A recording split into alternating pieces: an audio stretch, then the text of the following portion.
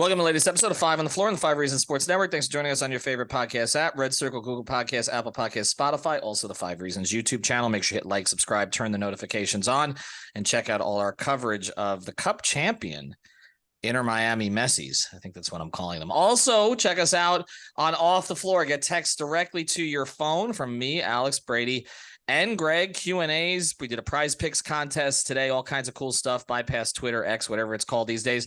Subscribe at winnow.app/off the floor.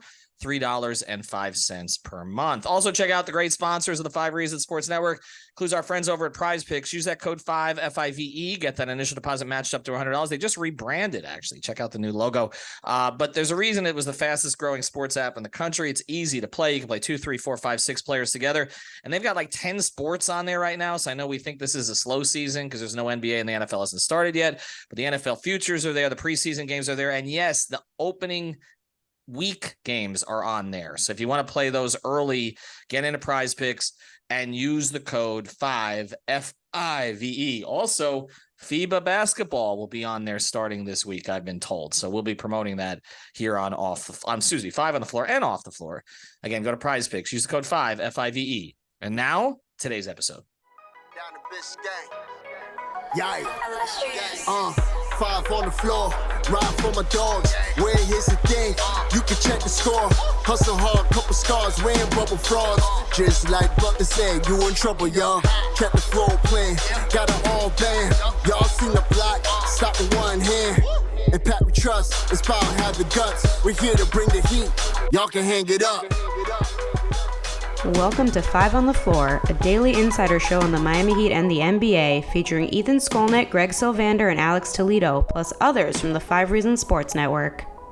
All right, Ethan Skolnick back on 5 on the Floor. Here's today's floor plan. I got Alex Toledo. You can follow him at Tropical Blanket. We've got Greg Sylvander. You can follow him at Greg Sylvander. And look, we're going to pivot back to Dame again today. We have been trying to mix in a couple of these episodes as we wait, as everyone waits, as Dame unfollows people on Instagram, supposedly follows other people, as Bill Simmons cries in his Sam Adams about the fact that really Dame should be looking at Minnesota instead of Miami, an organization that has not won a playoff series and has only been to 3 playoff series since 2004. One of those playoff series was only reached because Jimmy Butler was on the team at the time. But essentially, he should look at Minnesota and say, I got to play with Anthony Edwards, which that I understand because that's the emerging star out of Team USA. But we all know there's a better chance of Anthony Edwards someday playing for the Heat than there is Dame Lillard playing for the Minnesota Timberwolves. So we're just going to put that to bed, and then we're going to let Bill cry when this trade is ultimately made. But we want to look at this. We try to listen to the fans, and we know, Greg, the fans are emotional, and it's day to day, it's minute to minute, and it's, we have to get Dame, and then Nikola Jovic, looks really impressive in FIBA competition. And again, it's preliminary at this stage, but as they move forward here into the real thing, he looks like the best player on his team. He's taking step back shots that we saw him practicing with Caron Butler. He's making game tying shots. He's handling the ball. He's switching between positions. We've done a podcast on him, and it just raised this thought. Okay. The Miami Heat have had very few transactions over the years that they've really regretted.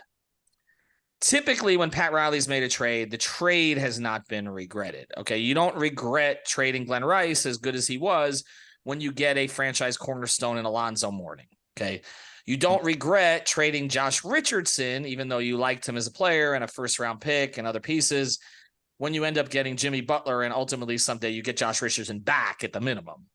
Okay, you don't regret trading Caron Butler and Lamar Odom, as great as they were in the 03-04 season and all the promise of that team, when you get Shaquille O'Neal and he helps develop Dwayne Wade next to him and they get to a conference finals and then they win an NBA championship.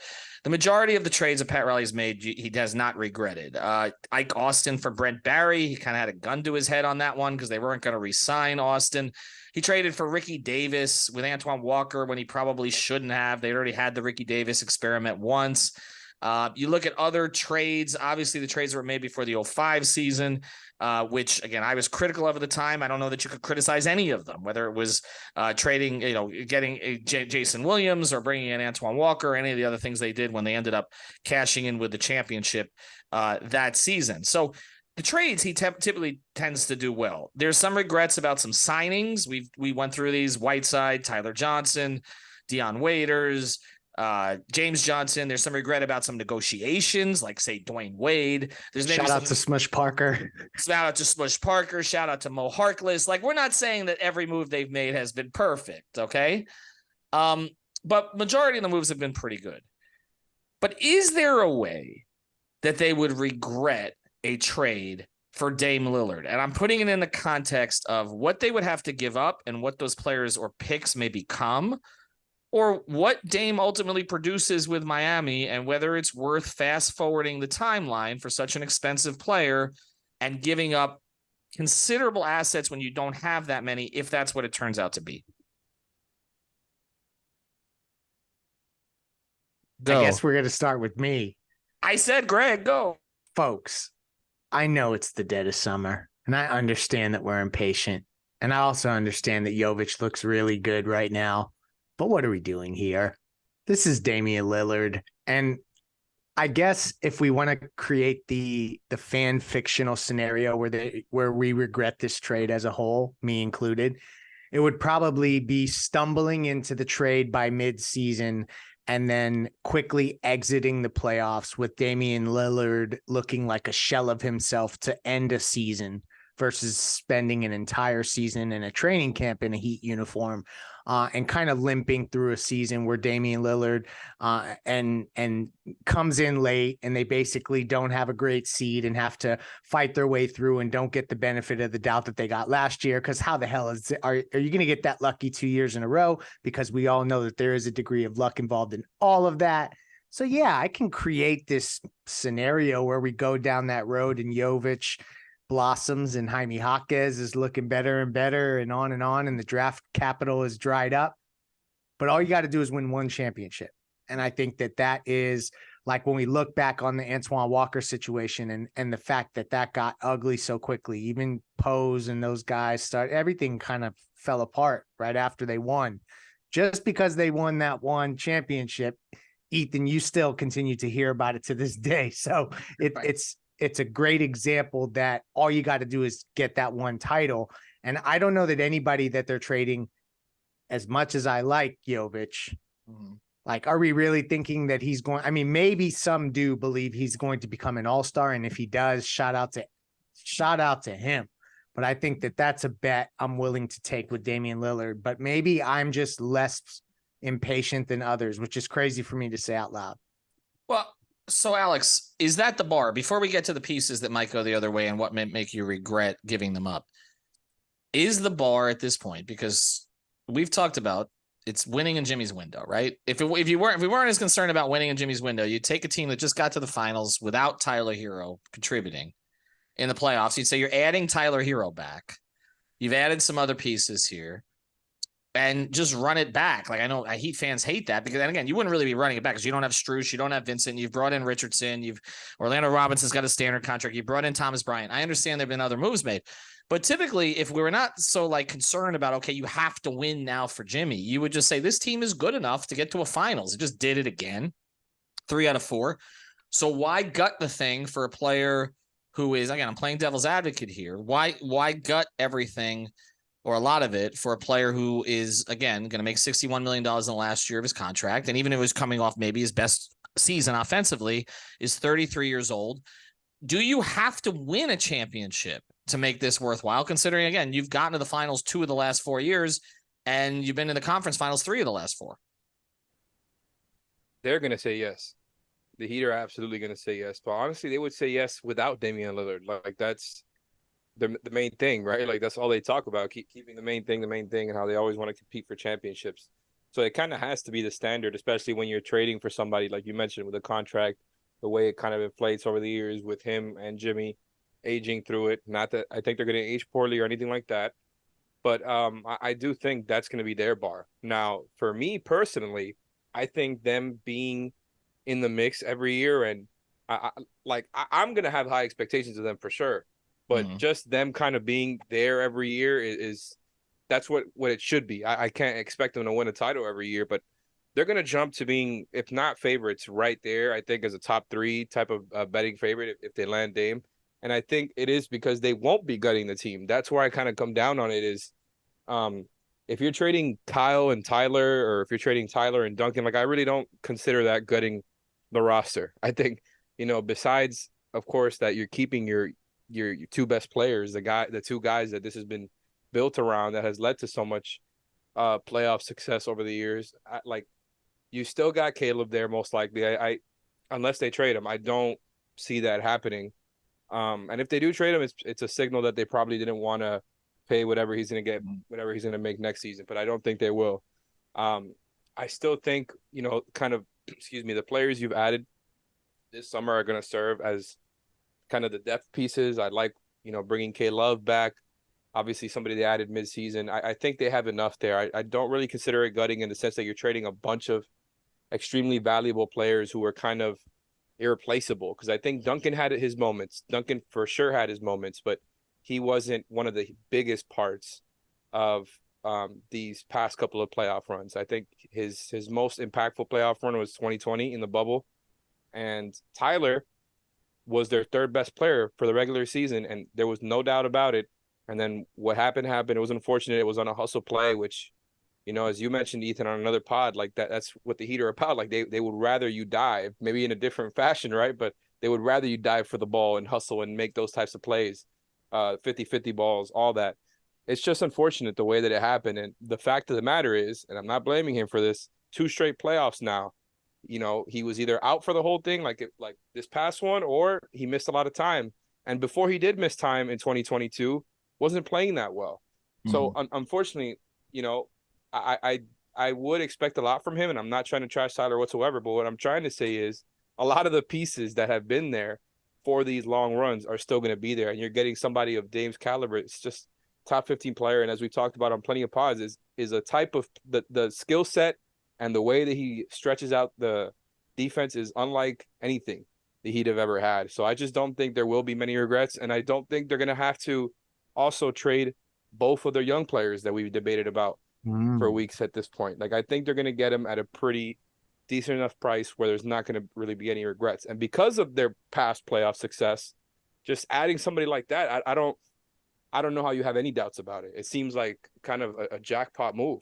All right. So, but let's pivot to that other part of it, Greg, though, because I don't think, without any disrespect intended, I don't think we're going to be talking about regretting giving up the last 2 years of Duncan Robinson's contract. And I don't think we're going to talk about regretting getting off of Kyle Lowry after the way, if that's what ends up happening with the way that all that's played out. I think that the regrets come with potentially with the other pieces if you don't cash in and win a championship. And I just want to be clear on this. Okay. I'm playing devil's advocate because I still say you go in for Dame. Okay. And I think ultimately Cronin is going to bend here, because there aren't going to be any other offers out there for him. And we've talked about all this before, so I don't need to go through it again. But I think it's worse for Dame to go to Portland training camp than it is for any of the Heat players to go to their training camp. And I think the distractions are going to be there. The frustrations are going to be there.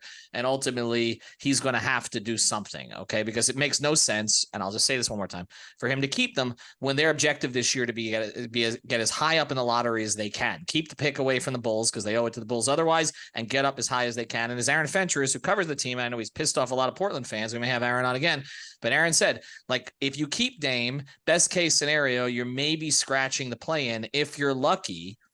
Whereas if you get rid of Dame, you'll sink deeper in the lottery, which is where you should want to go. The worst place for the Blazers to be this year is somewhere in that kind of 9 to 12 space, okay, in the West. You want to be 13, 14, or 15, so you got to sink quickly.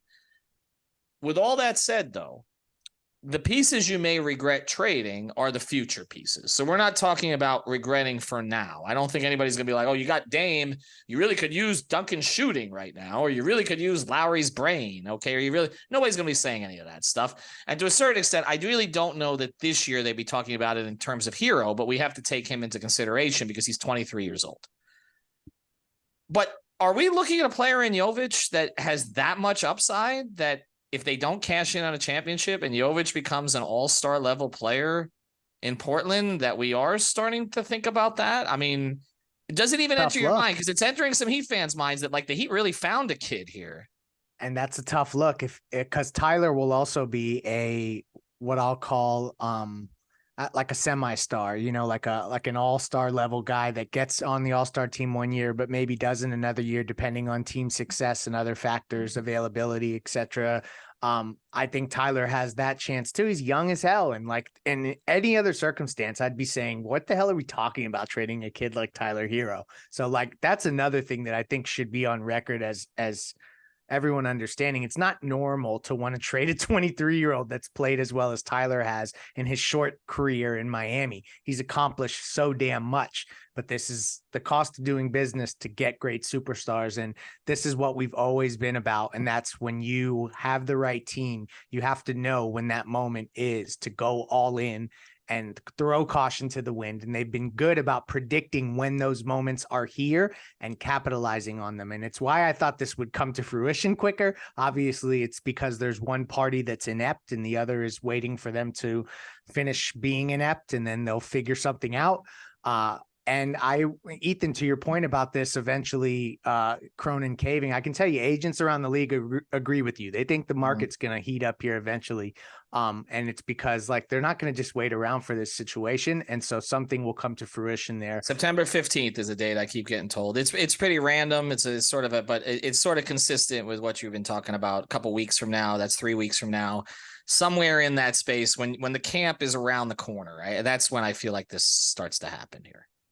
And I just don't see, aside from just a total flame out from that big three, which, I mean, is that really going to happen? I just don't see it happening. And just always remember, when we talk about regrets, in the end, you're going to be left with Bam Adebayo still here. And so that's the other part of this. It's almost like a little presumptuous and crazy and spoiled, frankly, to even talk about regretting getting Dame Lillard and not giving up your two best players. Like, what are we really doing there? So, well, because we're accustomed, Greg, to them basically making out like bandits on these trades. Correct. I think that the Jimmy trade, which I think Alex proposed the trade a year earlier, Minnesota. I remember you writing a story about this, and it ended up essentially being the same trade, except there was the whole issue of, and the Mavs getting involved, and then, Dragic or Olynyk or DJJ or what name they heard and all that garbage. And then Andy had to save it, and they had to trade the first round pick,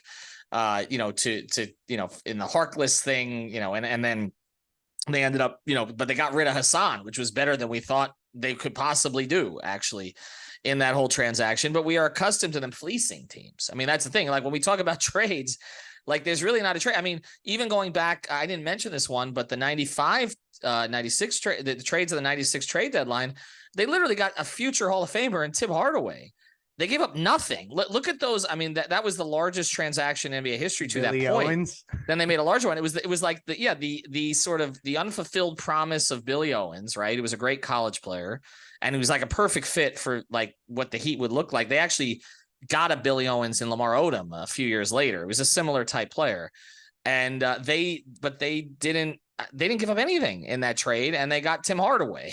And then they ended up putting together the last piece of the trade. Even the Jamal Mashburn trade, like people weren't thrilled with Jamal. They gave up Kurt Thomas, who was a good NBA player for a long time. Jamal had a higher peak with Miami and certainly afterwards than Kurt ever did. So we are accustomed to them fleecing teams in trades. And that is why I think that it's hard to look at trades and say, okay, both sides can make out okay. Like, for instance, Indiana, okay? Now I'll throw this to you, Alex, before we go to break. So Indiana has made a couple of trades in recent years with Kevin Pritchard in charge and others there that they got talent for talent, right? Like, but they're Indiana. Like, they had Paul George, but they traded, they were sort of pushed to trade Paul George because he didn't want to be there anymore, but they got Victor Oladipo and Domantas Sabonis back. Like, they got two all-stars, and then when they traded Sabonis, they got Halliburton. So they're, you look at Sacramento ended up being third in the league in the West last year. They gave up Tyrese Halliburton, who just got like basically $55 million a year. But sometimes like you need to give up something to get something, right? 100%. And that's why I came down where I did. Like, it's just, it's got to hurt a little bit, but I don't think it hurts enough to where you second guess it at all. And I think at some point, the two sides are going to have to stop playing hardball, and somebody's going to have to blink. Somebody's going to have to bite and take something worse in a deal than kind of what they wanted. But that's just kind of how it goes. Like at the end of the day, the Heat are going to get what they want and the Blazers are going to get what they want because, as we talked about before, they've been head started that rebuild. Like they got a head start on it. And now I think just kind of continuing it is the best part for both parties, like just getting on with this and getting over it. It's probably not going to happen for a few more weeks, right? Or maybe longer. We never know. But I'm just at the point where if you have to give up Jovic, if you have to give up Jaquez, it's probably not going to be both. You just do it, man. And it's unfortunate because I like both of them. And I think what Jovic has shown is really like it's made me think he can be somebody who really gets minutes for them. Like Leif said on I don't remember if it was the last pod or not, probably the one before. When you guys talked about Jovic, that he could be a ninth man or something like that for this team during the regular season. Doesn't mean he'll be closing or anything during the playoffs. Doesn't mean he'll be a starter right away. But that's a pretty big jump from somebody who couldn't really get minutes last year and was never in line to get minutes. So I still got to see it, but it would be unfortunate to see either one of them go. But you just got to do it. Like you got to trade the 3 or 4 picks. You got to probably give them one or two of those young guys if you're somehow keeping Tyler. But as Leif alluded to before, I think the guy who would be the most realistic to make an all-star game in this window is Tyler Herro. Like there's no doubt about it. Not that I think he's going to be an all-star. I don't know for sure. I think it depends on where he goes. Less likely in the West, Alex. In the East, I think if he goes to the Nets, honestly, I and averages 24 next season in New York, he could be an all-star. I think Mikal Bridges is going to be the Nets all-star. The Nets would have to have a crazy season for them to get Bridges and Tyler. That's true. But just in general, I think if you had to bet on who is going to be a much more impactful player in this window, if you trade them between Tyler, Jovic, Jaime, and you could even throw Caleb in there. Like Tyler is the guy. Tyler is going to be the one who is most likely to make an all-star team. And I'm not trying to throw shade at anybody else. I just think, it has to hurt a little bit. And if you're trading somebody of Jovic or Jaquez caliber, and that's kind of what it comes down to, you just got to eat it because you're still getting him without trading. I think just without going too far, like you're just supplementing a core that's been there over and over and over again. And it's just, you can't have any qualms about it. You just got I'll feel like they'll make they will have made out like bandits if they keep one of Jaquez or Jovic. Like to me, that's where my expectation level is. If one of those two are here when the dust settles, I'm going to be like, damn, the Heat did good. And Caleb remains as well. So keeping 2 out of the 3. I want to hit that after the break because I have a thought on that. So I'm glad that you brought that up. All right, we do want to mention a couple great sponsors of the 5 Reasons Sports Network. We mentioned already our fantasy partner, our gambling partner is Better Edge. That's legal gambling in 45 states, including the state of Florida, because it's based in the United States and you're betting against others who use it. You're not betting against the app. Use the code 5RSN. Get $20 to play. That's the number 5RSN for Reason Sports Network. Get $20 to play. And we are running some polls and some other contests over there. We're going to do a big one for FIBA. So just get on there. You don't even need to pay anything to get on that one. Just literally enter your phone number and that's it. Okay. So betteredge.com. Use the code 5RSN. Also, do want to mention our friends over at Stones and More. You can find them at mosaics.com. That's MOZAICS.com. A family-owned business serving the community for over 20 years. I can tell you, big Miami sports fans as well. Juan and everybody there. Dedicated customer service, wholesale distributors of the best quality porcelain and ceramic tiles, along with a wide variety of high-end mosaics with unique modern designs. So check them out at mosaics.com. Make sure you mention 5 Reasons. That's where you go for Stones and More. Here's where I've come down on this, and I know I didn't get on that episode about the Jovic versus Jaquez, but and maybe this is recency bias because we're watching him do this in international competition. If you protect one, you protect Jovic, and the reason I've come down on that is I just think the upside is higher, and I think look, all of the indications with Jaquez have been positive. The way he's ingrained himself in the community already. Jimmy's his favorite player, all that sort of stuff. It's clear that Spo likes him, and there's a skill set that you can tap into immediately. But I think that the skill set that Jovic offers is more unique, and it also has more upside. To find a guy with that, you can find scorers, even crafty scorers at Jaquez's size, And again, someone who's 22 years old already, okay, comes into the league, maybe a little bit more polished. Okay, he seems to compete defensively. We'll see how good he is on that end. But you can find guys like that. Jovic looks different to me. And I know our guys, we've got some in the network, whether it's Brian Fonseca or Eternal, who've been all over this, and have expressed it on various platforms. But you're talking about a guy who, first thing, gives you that kind of height, put on muscle weight with ease in one Miami Heat season when he had injuries during some of it, including the back problems, which shows you he's put in the work, first thing. And second thing, it also shows his body can handle it because he's been able to move with it. And they've tried with certain guys and it doesn't take and this is as good a conditioning staff as you'll find in sports. But sometimes you try to put on weight or take off weight and it changes the way that the player operates. It seems to make Jovic more comfortable in the conversations I had with him, others had with him, but also the way that we see him carrying it on the floor. He's confident. He, again, seems to have the approval of the Heat's best players. They like him. I'm not saying they won't like Jaquez, but there's another, and it's just like, he just looks like a guy. Look, I'm not going to make the Luka comparisons or anything like that, but some of the comparisons that have been made here, like a Hito Turkoglu or that kind of player, like if you're sitting on a player like that, like that's a player. I mean, you look at Turkoglu before he had issues late in his career. He was a starter and a core starter on a finals team. And I see some of that skill set in this kid. I think they would regret it down the road if they don't win a title with Dame and this kid blossoms. But again, it's the cost of doing business. I agree with Alex, but if there's one of the three you can hold out, you're not holding Tyler out, I don't believe. No. I don't think you can. So I'm talking about him, Caleb, or Jaquez. My priority would be keep Jovic first, Caleb second, Jaquez third. And I put Caleb behind Jovic, not because I don't think there's more growth, because I think there is, but we may have seen the best of him in the Eastern Conference Finals, and they're going to have to pay him after next season, and I think that's going to be a problem. Jovic, we know they can keep him under contract for another year beyond. Greg. I agree with you there. In terms of the rankings, I think obviously people are going to point to the one season contribution of Caleb Martin. And if we all do talk about the fact that if you just get one, none of the other shit matters, pardon my French, then maybe you do keep Caleb and he rises in those rankings above Jovic for that 1 year contribution. But this is the other thing I just want to sneak in here. For him to come to Miami, and I've heard that he basically his entire season, he didn't leave the facility. Like he's just there all the time. He's not the kid who's like doing the South Beach scene and out doing all that. He was in the gym the entire time.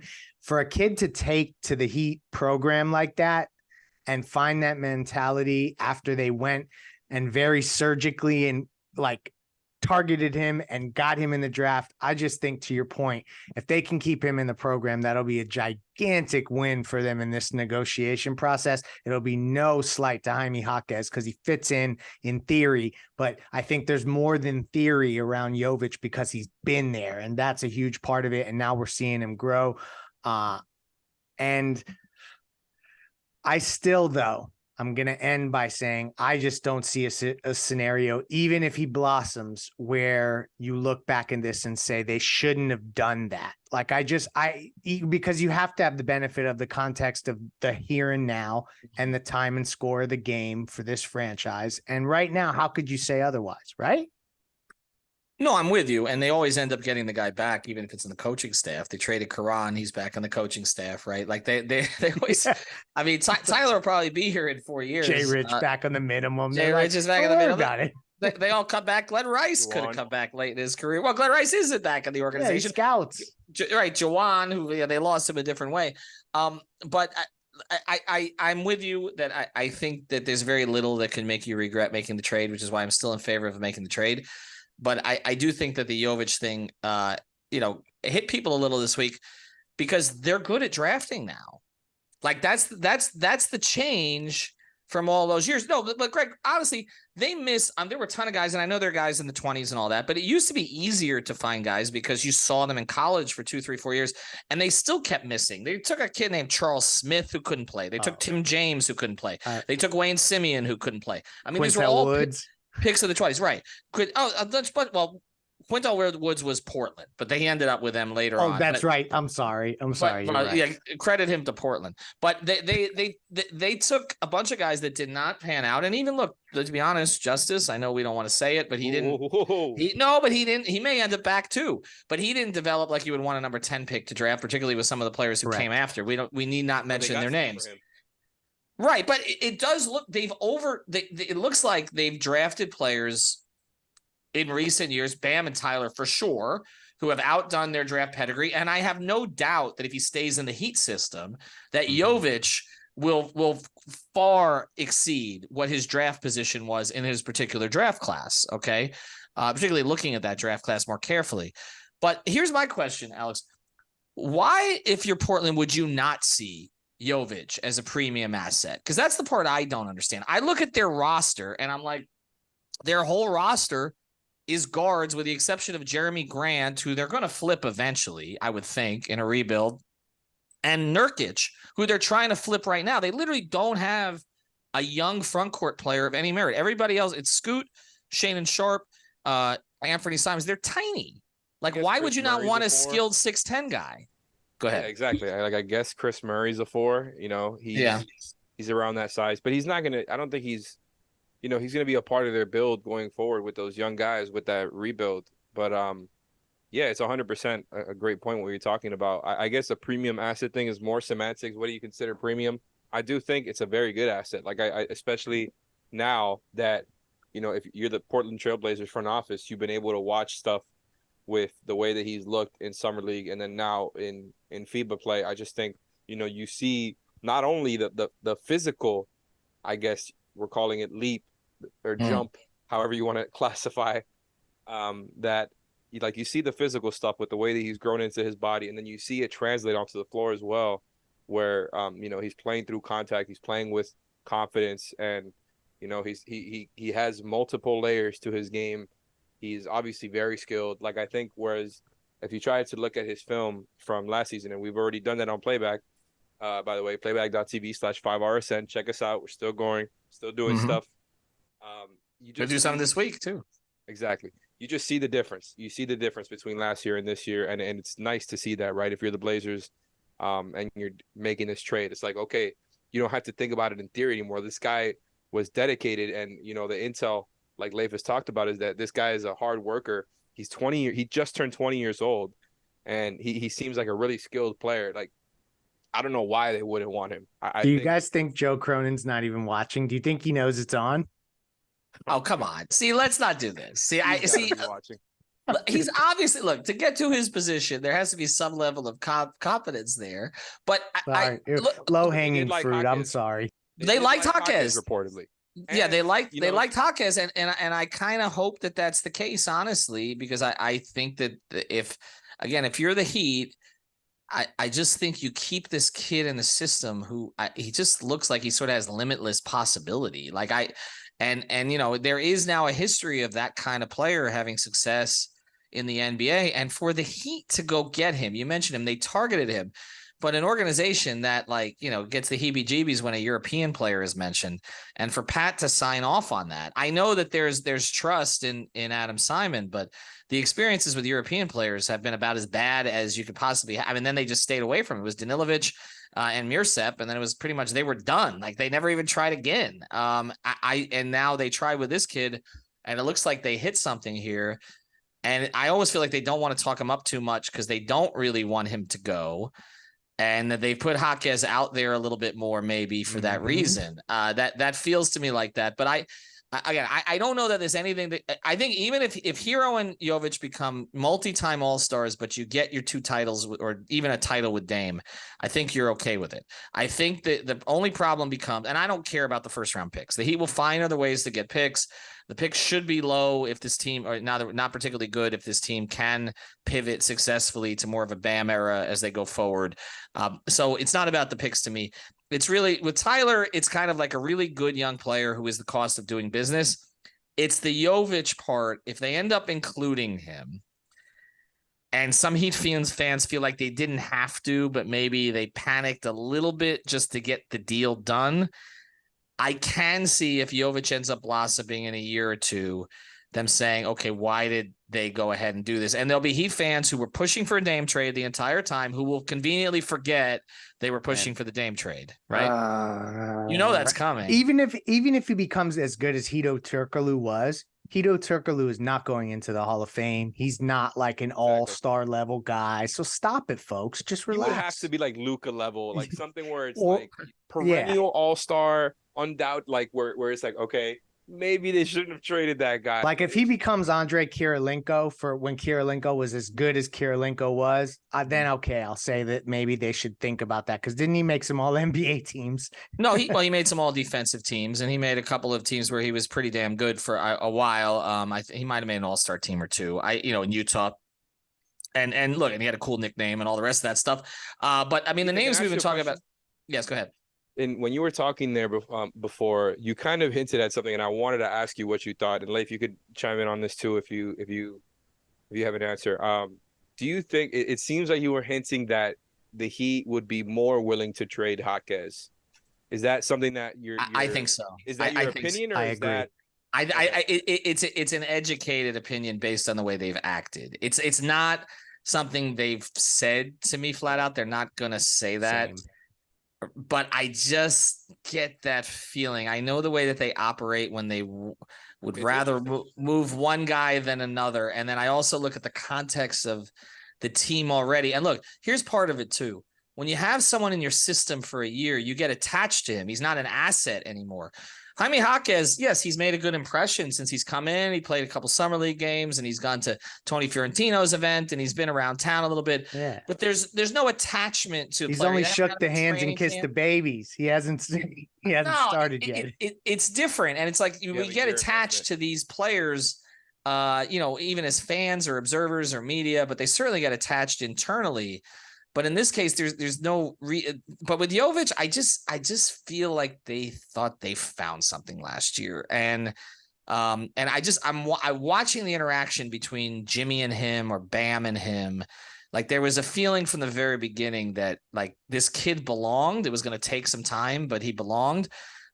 He asked the right questions. Jaquez seems to have a lot of those same qualities. So it's not, but it's different when he's been with you for a year and then he puts in the work that you ask him to put in and he's starting to become the player and it's your work that was there. And I don't think there's any question that if Nikola Jovic, it may take longer to crack a rotation or become a 25-minute player or a starter, but he will be much better off for the sake of his career if he is not in this trade than if he is. I don't think there's any question about that because I don't even think he'll be with the same coaching staff or general manager in a year or two in Portland. I don't even know that Chauncey's long for that job.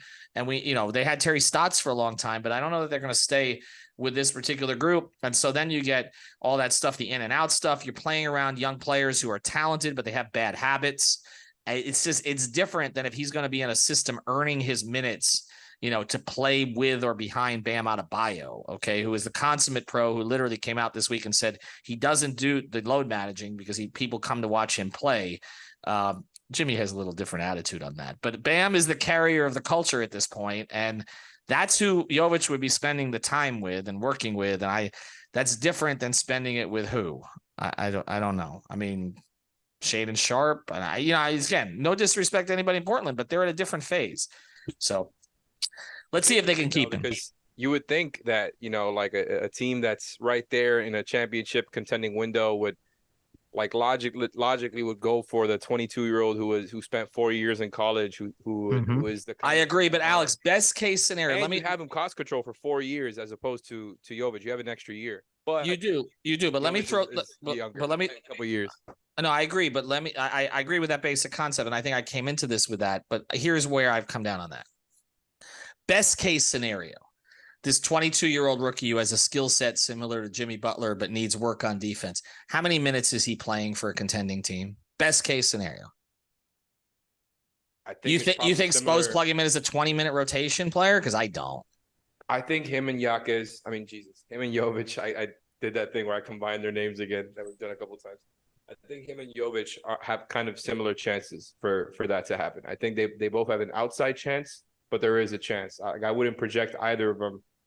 But you know what? It also depends on what they trade. So like if they're trading one or the two and they're getting Dame, I think they have a chance to be in there in the back end. If you don't get Dame, if they fumble it somehow, I think it's going to be really tough for. But Alex, for I those guys. liked I liked your Heavy. first. I understand, but I liked your first answer better because it kind of makes the point that I was making.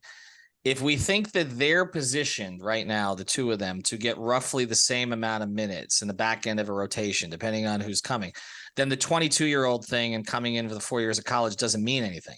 Exactly, because for this particular window, it's going to be, we're saying, about the same. And if that's the case, keep the kid who has, at least in my belief, and I just get the sense that they believe the same, but we'll see, who has the higher, like, wait, what can he become possibility?